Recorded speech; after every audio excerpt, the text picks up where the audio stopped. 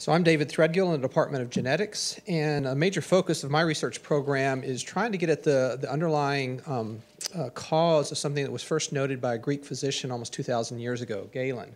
And basically he noted that individuals respond and recover from accidents and environmental insults differently from one individual to the next. Now clearly at this time it was probably from a gladiator battle that one individual would respond better than the next, but nowadays we think more about, how do individuals respond differently to environmental insults, whether they be toxicants like Rob Smart talked about, or just our general dietary intake or our exercise levels. And so I've been interested in developing new technologies and applying these technologies to try to address this individual difference in why individuals respond differently to types of environmental insults. Now, if we actually look across the population, we can easily see there's huge morphological differences among individuals.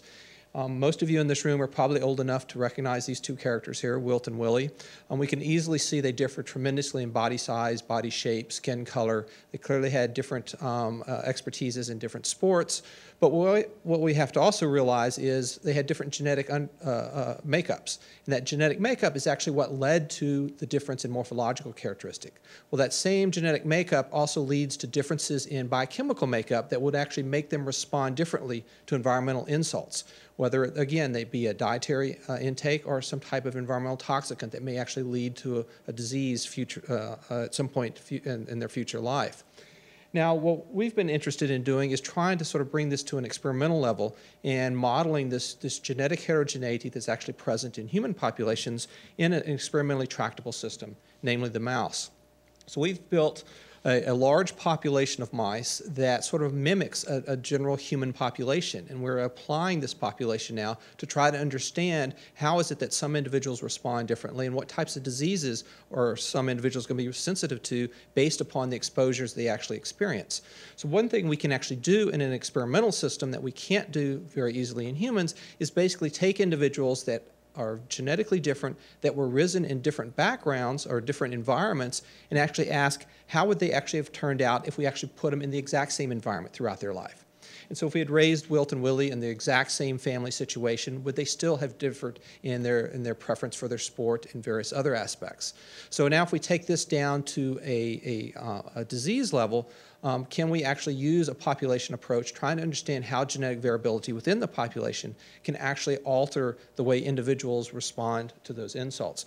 And so two examples of the types of areas we're actually applying this to. One of them is directly relevant to something that's happening in North Carolina. Many of you are probably aware that there's been a large outcry of contaminants at a number of military bases like Camp Lejeune down in Oslo County. It actually turns out that there was a tremendous release of a chemical called trichloroethylene over about a 30-year period.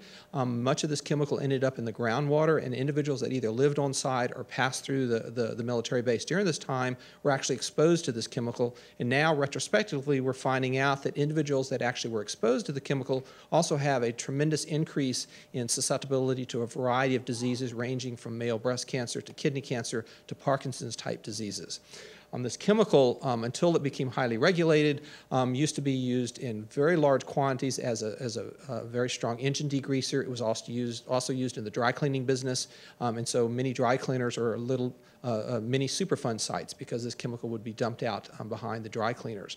And so we've been interested in using our model system to try to understand, can we identify biomarkers of those individuals that were exposed that are likely to develop a disease, and what types of genetic makeup do those individuals have that made them susceptible, so that hopefully we can identify ways to actually intervene in the whole process. And so part of this process is actually working with a local biotech company, Hatteras Instruments, to actually develop new instrumentation that would actually allow us to collect biofluids from these animals reproducibly at numerous time points and in a way that would actually preserve the composition of these.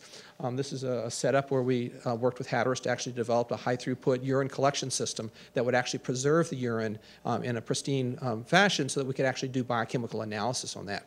Now, another area that we're actually applying this technology to is actually something that all of us, I think, can relate to, and that is just exercise.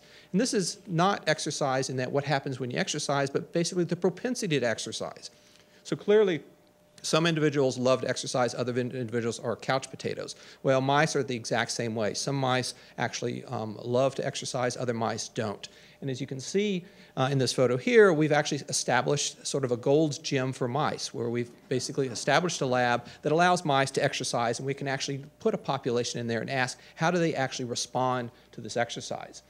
And if you'll actually look in this video, this is sort of shows two extremes of the cases here, where we have a mouse on the left that you give them access to a running wheel and they just love to get in there and run and run. The mouse on the right is really sort of uninterested in the exercise aspect of it. It's more of a novelty factor. And so again, you know, this is just like what we see across human populations, where some individuals, given the opportunity, will exercise, other individuals will not. Now, what happens to these animals during an extended exercise period? And so this is the only data slide in my last slide, and basically what it shows is as animals exercise over an extended period of time, in general there's a very strong correlation between the amount of exercise and what actually happens to the body mass index. The more the animals will exercise, the lower the fat composition of their BMI. However, in a large population, we actually have outliers. So we have some strains, or some individuals, like the one on the right up there, where it actually gains fat mass despite running a half a marathon every night in a running wheel. So you can imagine, all of us know these types of individuals. I can directly relate to that. As opposed to the individuals on the left here, where you give them access to a running wheel and they don't use it, but yet they continue to drop fat mass. In fact, they lose fat mass simply by having access to looking at the running wheel. Now, what we really want to do is try to understand the genetics of this so that we can identify what are the characteristics of these individuals so that we can make all individuals respond in a very similar fashion and hopefully intervene to make the individuals much healthier. Thanks.